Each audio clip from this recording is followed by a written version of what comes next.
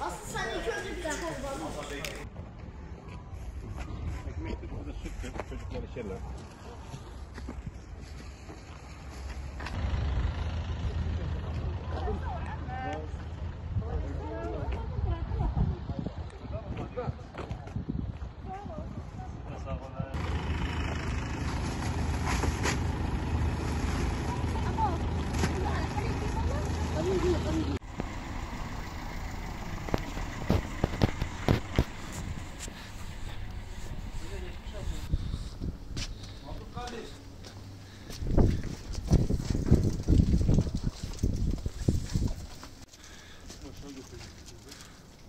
Ben şu agabeleri de al, şunu da alalım.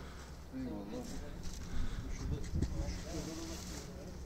Hay Allah razı olsun. Geçmiş olsun size. Allah beterinden korusun. Sağ ol. Ahmet.